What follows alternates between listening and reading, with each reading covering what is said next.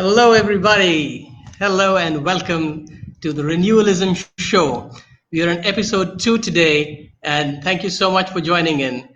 We had a fantastic start yesterday with Meenu Agarwal talking to us about how energy flows and how small habits done early morning can change your energy and stress for the entire day. Today, we have Nirja Singh. But in case you're joining in for the first time, I want to take you through what renewal and renewalism is about. So I'm going to run a scroll on the side, no, at the bottom, so that you can familiarize yourself with this concept of renewalism on the Renewalism Show. This is basically inspired by this book, Renewal, of which I'm the author, but actually I have been channeled this book by a certain Guru Pranachandra. Guru Pranachandra is an energy form that drove my mind stream to write about 30 habits that can change us at and renew us at a level of the self, of our relationships with society and other people, and of how systems work. And this entire process of behavior change is captured in this novel, which was kind of timely because many of the habits that Guru Pranachandra spoke of way back in December last year have started being applied in our societies.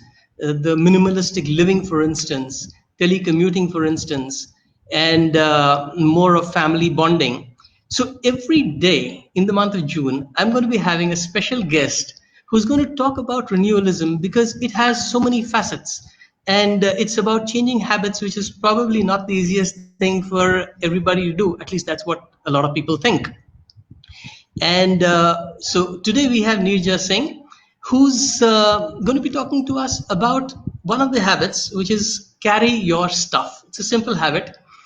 I'm reading it off the book, but it's got a lot of depth in it because it's not just about carrying your stuff physically, but about taking responsibility for yourself. And who could be better to talk about that than a person with a complete military background, with 5 people in the military in her family, and with herself being a person who's a bridge between the millennial generation and the other generations, the Gen X and the boomers.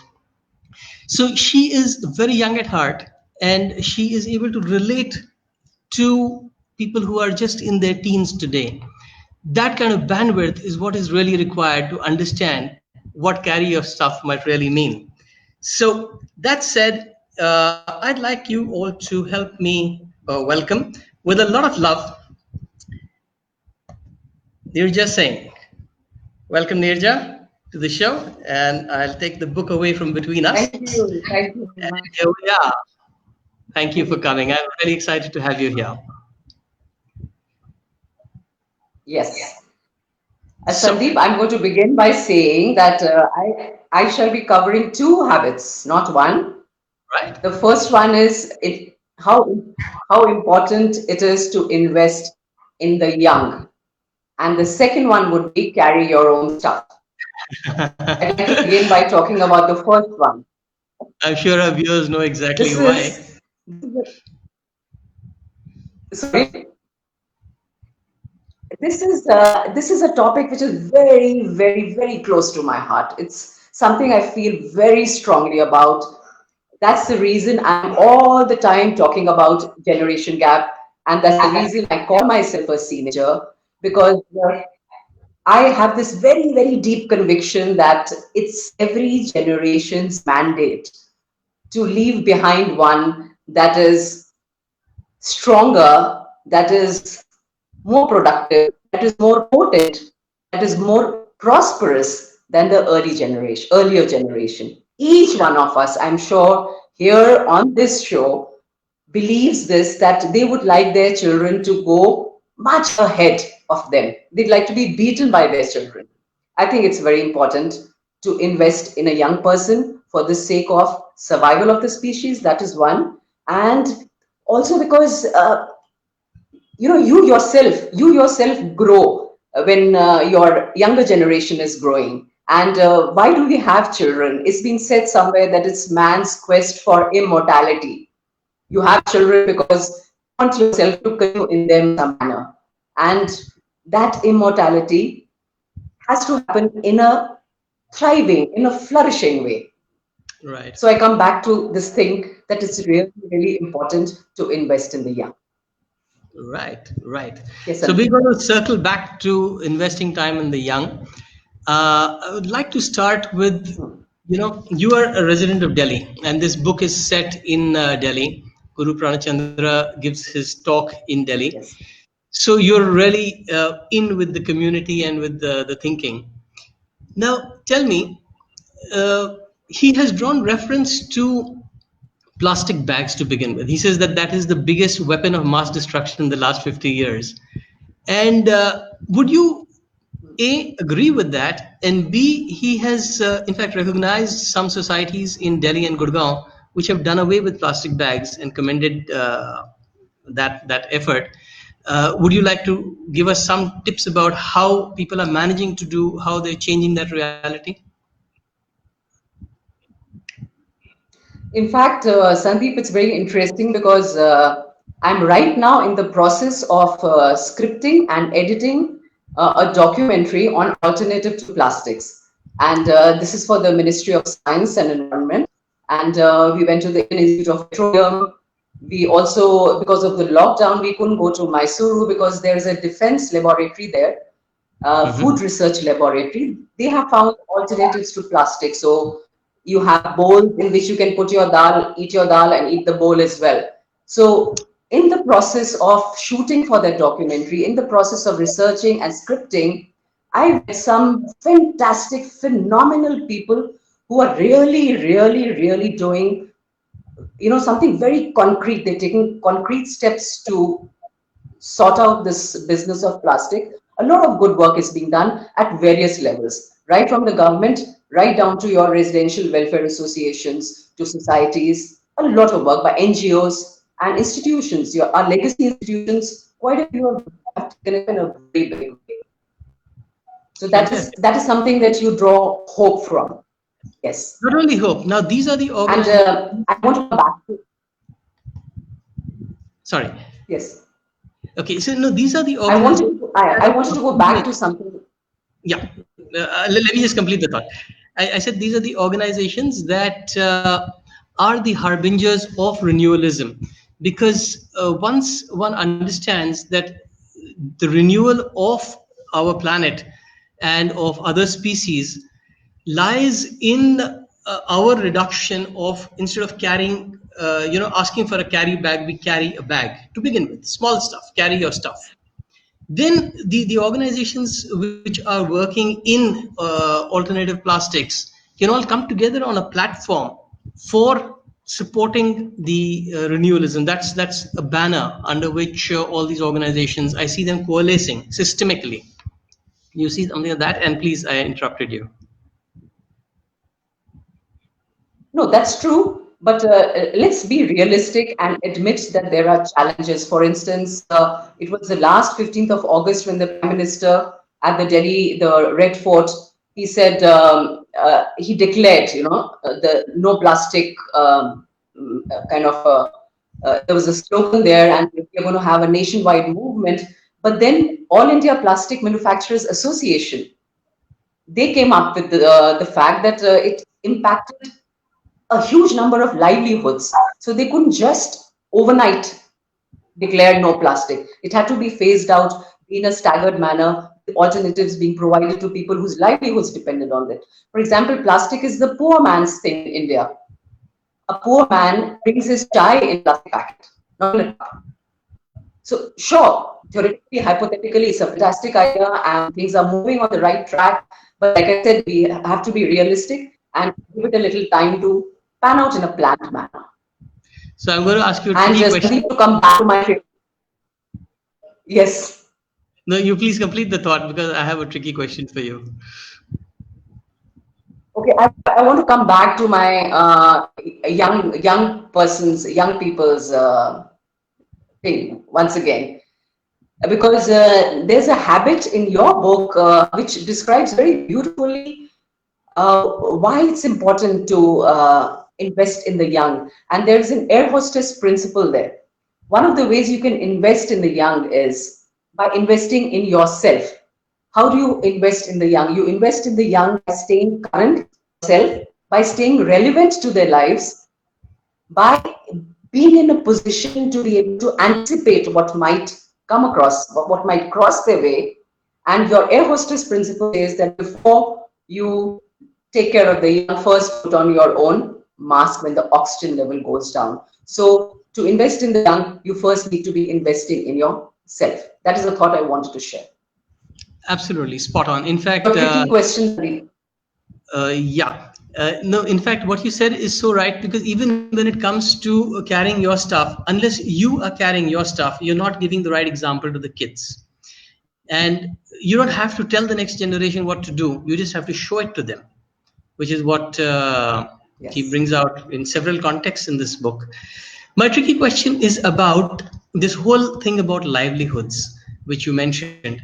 Now, in this COVID crisis, which came upon us, which is forced upon us, a lot of those so-called be realistic principles or thought processes have been completely washed away because we were forced to handle a situation. Now, the tricky question is, are we going to keep letting ourselves being forced into adapting, and like the migrant workers without a livelihood, they perish? Or are we going to systemically resolve this through a systemic renewal process, which is a set of steps, again, which is beyond today's talk, but that's exactly what renewalism is about. So unless we are looking at doing that without force, we are not, I mean, then we're just hiding behind what we call realistic. Don't you think? Right. So the thing is that, no, sure. See, the book, for instance, your book is a start. I believe hugely in making sound, in talking, in constantly tom-tomming about an issue, because that's how the movement grows. That's how more people get involved. And when people take to the street, or there's a mass consciousness that is, changing or getting convinced about a certain issue, things are going to change. And we've seen this. We've seen this in the recent past. We're seeing it now in what's happening in the streets in the United States. So systemic, definitely. But again, human beings, they have their self-interest. What is to be, I think, done is to just keep talking about it, to keep writing about it, exactly what we are doing just now. And that's the way to change things. It starts with one person and then it grows. Absolutely fabulous. We have a comment which I would draw your attention to on the screen. Minu, she says that we do away with all things plastic, so no plastic smile. Smile is in the heart, and that's kind of a very good leeway for us to come into the other habit that you wanted to go deeper into, about investing with the young. Yes. Because smiling from the heart, teaching people to connect with consciousness is very critical. In fact, there's another comment here where Kenna says that I think that it is the youth. Some years ago, we were cleaning a city in Bihar, and only the little boys and girls, once they saw cleaning, they began to collect the garbage and help us. So it's a mindset which is easier to build because kids see what they, what is good, and they kind of are connected with their pure spirits so much more easily that they adopt good practices, renewalistic practices. How do we? In fact, this is Absolutely. also just before I come back to you. This is also going to tie in with a question that came up yesterday about how can a teenager Mhm. influence her family to change habits. So, just like what Kenna said now, how can the elders be more open to change and adoption of new habits, and what role can kids play with that? I think that's something that you would bring a lot of good thought on. I would tell this teenager that it is perhaps far easier for her to do that today because parents today, the communication, they're far more open. It's less hierarchical in families. In fact, the young people's opinion is taken into account for various things, from where to buy a house to what car, what brand to buy.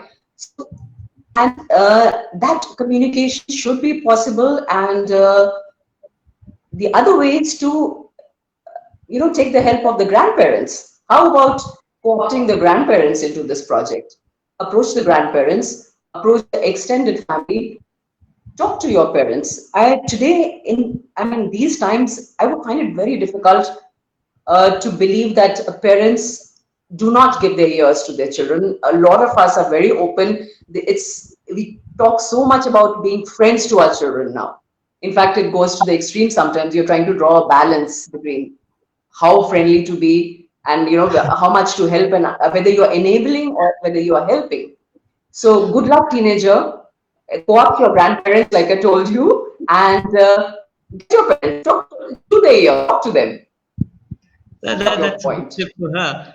But adults, this whole thing of mindset is so more ingrained in adults because they have kind of lost their connection with pure spirit, and they have got more socially conditioned. How can we break that one? Like, for instance, That's true, even in Sandeep. carrying It's sorry, go See, on. I believe that I believe that even as we speak, we are breaking it. I believe in just setting one mind on fire. I believe in continuing to write, continue to talk, continue to propagate.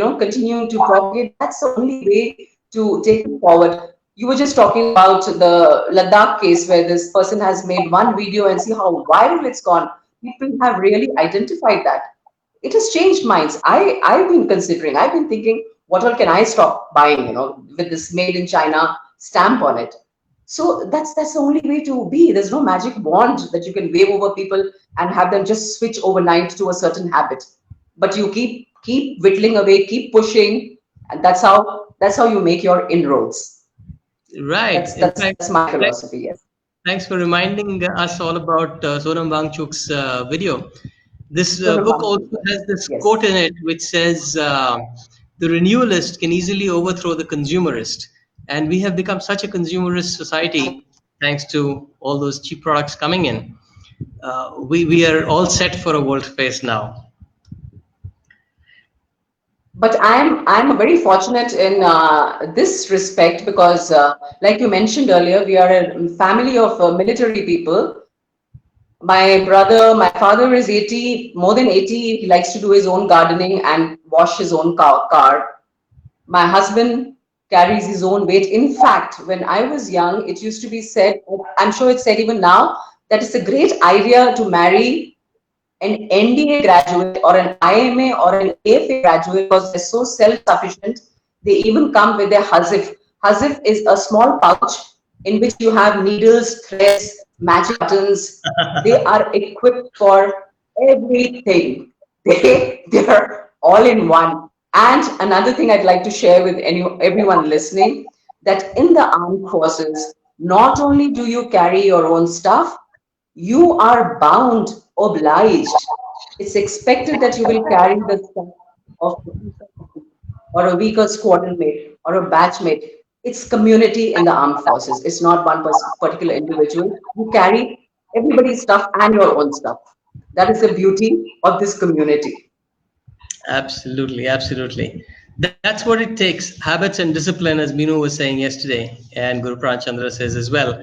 And Yes. discipline, no better example than the Indian Army, or any army for that matter. But I'm biased. So fantastic. Thank you so much for throwing light on these aspects. And guys, this book is going to be coming out this week. So join us every night at 9 o'clock on the same page. And we're going to have very interesting guest tomorrow who's been a banker and is an expert at building teams and all that now. So be there for him tomorrow. Meanwhile, I'm going to request Nirja for some closing thoughts and then we wind up today. Yes, Nirja. Yes, yes, yes, please. I was just waiting to get a word in there. Yes. You know, my mother used to tell me in Punjabi, ਤੁਸੀਂ ਤਾਂ ਚੱਲੇ ਹੋਏ ਕਾਰਤੂਸ ਹੈਗੇ ਆ ਹੁਣ ਅਗਲਿਆਂ ਨੂੰ ਦੇਖੋ that means that whatever you had your cartridge that is spent now you worry about the next lot of cartridges so the next lot of cartridges are the younger generation I think our generations these younger generations have a lot of potential what they don't need are critics, judges, or devil's advocates. I really do believe what they need are, is a circle of soft investors around them. And because of the options available, let them try out different things, let them crash around, but be there for them. That is what the next generation really needs from us. And I'm hugely invested in the young. Those are my closing thoughts. Fab, fab. We have a thought from Pushpanjali Sharma also, which I just put up on the screen on the subject of bringing the elders Yes. involved. The child never argued with the elderly in our family, but firmly kept explaining and convincing that her way of living and beliefs aren't wrong. And the world is dynamic, that is true. And so, Yes. fantastic input there, Pushpanjali. Thank you so much. Very well. So thanks a lot. And I'm going to request if anybody else has any thoughts, suggestions, questions to put them up now. But otherwise, please keep adding your comments. Thanks, Minu. Thanks, Nija. There we go. Thank you. Please add your comments. Please add your suggestions to the comments here. And stay tuned in. Ciao. Thank you so much.